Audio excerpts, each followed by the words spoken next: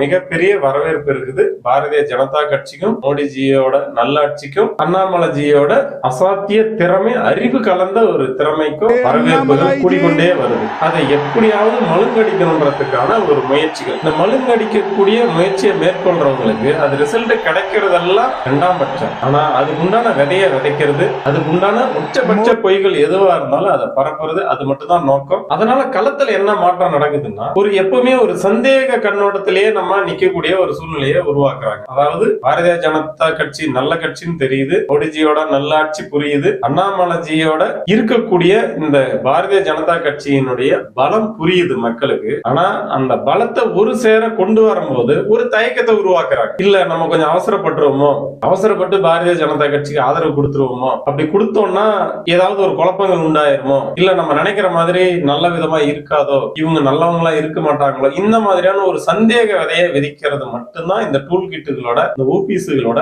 வேலையா இருக்கு. அதுதான் அவங்களுக்கு கொடுத்திருக்கிற அஜெண்டா. சோ அதை அவங்க சிறப்பா செய்யறாங்க.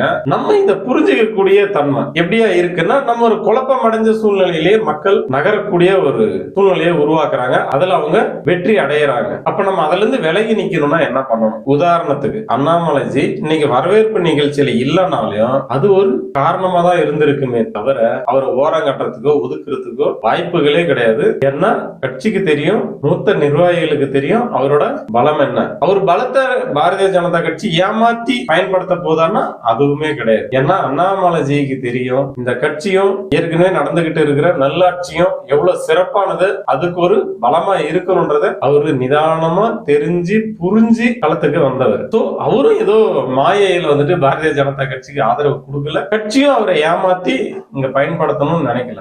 இத நம்ம மக்களாகிய நம்ம புரிஞ்சுக்கணும், தொண்டர்களாகிய நம்ம புரிஞ்சுக்கணும், காரியகர்த்தர்கள் புரிஞ்சுக்கணும். இதை புரிஞ்சுட்டு நம்ம ஒரு பலமான ஒரு சக்தியை அவங்களுக்கு கொடுக்கணும். அப்பதான் தமிழகத்துல மாற்றம் வரும். அந்த மாற்றத்தை நோக்கி தான் மக்கள் காத்துக்கிட்டு இருக்கோம். அந்த மாற்றத்தினால மட்டும்தான் மக்களுக்கு தேவையான நல்லாட்சி கிடைக்கும், மக்களாட்சி கிடைக்கும். அதை தவிர்த்து இந்த டூல் கிட்டுகளோட பொய் பிரச்சாரத்தை நம்பி நம்ம ஒரு குழப்பமான சூழ்நிலையில இருந்தோம்னா இந்த மாதிரியான வதந்திகளை அவங்க எந்த ஒரு மனசாட்சியுமே இல்லாம பரப்பிட்டே தான் இருப்பாங்க. அதனால பாதிப்படைய போறது பொதுமக்கள் நம்ம தான். நம்ம மோடிஜி ஒவ்வொரு முறை வரும்போதும் அதுக்கான இண்டிகேஷன்ஸ் கொடுத்துட்டே இருக்காரு. அதுக்கு மிகச்சிறந்த உதாரணம் தான் இன்றைய சம்பவம். விலைக்கு நிறுத்தணும்ன்ற சூழ்நிலையில என்னைக்குமே யோசிக்க மாட்டாங்க. ஒவ்வொரு முறையும் தலைவர்களும் அந்த மாதிரியான ஒரு சூழ்நிலை இல்ல, ஒரு எவ்வளவு முக்கியமான தலைவர், அகில பாரத தலைவர்கள் சொல்லிட்டே இருக்காங்க. அதன் அடிப்படையில நடந்ததுதான் இன்னைக்கு நடந்த ஒரு சம்பவங்கள். ஏற்கனவே நிறைய முறை இந்த மாதிரியான சம்பவங்கள் நடந்திருக்கு. நம்முடைய உள்துறை அமைச்சர் வரும்போதும் சரி, பிரதமர் வரும்போதும் சரி, யாரும் எங்கேயும் ஓரங்கட்டப்படல,